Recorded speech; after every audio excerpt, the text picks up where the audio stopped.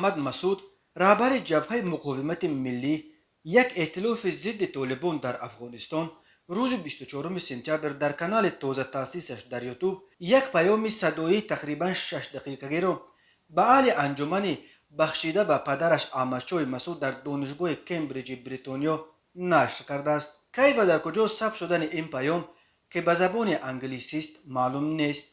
این نخستین پیام احمد مسعود در 20 روز آخر بود.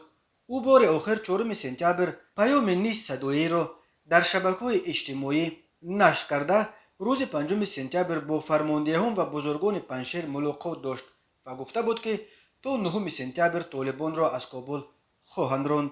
اما برعکس جنگیان طالبان روز بعد وارد پنجشیر شده و از آن وقت این جانب احمد مسعود از محضر آن پنهان بود. سر و صداهای پخش شد که او همراه امرالله صالح که خود را بعد فرار اشرف غنی پرزیدنت افغانستان اعلام کرد به تاجیکستان پناه برده.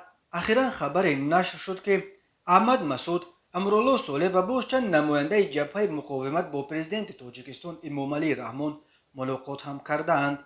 اما نمایندگان این جبهه اصرار می‌ورزند که احمد مسعود در حدود افغانستان است و با پنجشیر تماس دارد. آنها هرچند خبر ملاقات رهبران پنجشیر با پرزیدنت تاجیکستان را تصدیق کردند ولی گفتند احمد مسعود در آن ملاقات نبود. در پیامش به انجمن احمدشاه مسعود در دانشگاه کمبریج احمد مسعود بیشتر پیرامون اینکه او آینده افغانستان را چگونه می‌بیند اظهار نظر کرده است.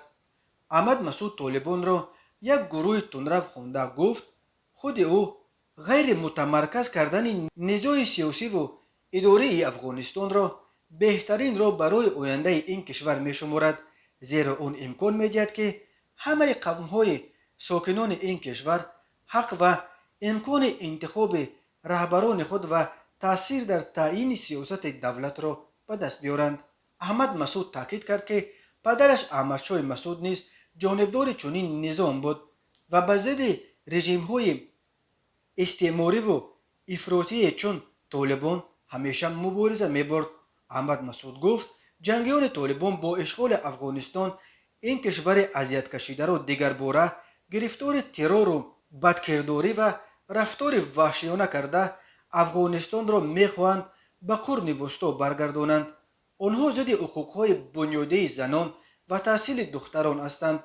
طالبان کشور ما را به پناهگاه تروریسم بین المللی تبدیل دادند، اظهار داشت رهبر جبهه مقاومت ملی افغانستان.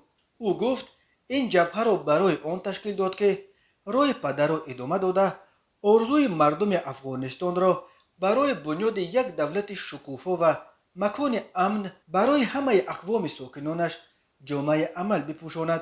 احمد مسعود سال 1989 در خانواده احمدشاه مسعود قهرمان ملی افغانستان به دنیا آمده است.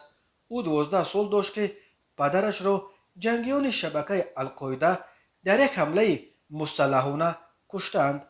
احمد مسعود در اکادمی حربی ساندرهرست بریتانیا و سال 2012-2015 در فاکولته تحقیقات حربی کالج پادشاهی لندن تحصیل کرده. سال 2016 رشته سیاست بین المللی دانشگاه شهر لندن را ختم کرده است. او سال 2016 به افغانستان برگشت و رهبری صندوق احمدشاه مسعود را بر دوش گرفت. بعد تصرف کابل از سوی طالبان احمد مسعود جبهه مقاومت ملی را تشکیل داد.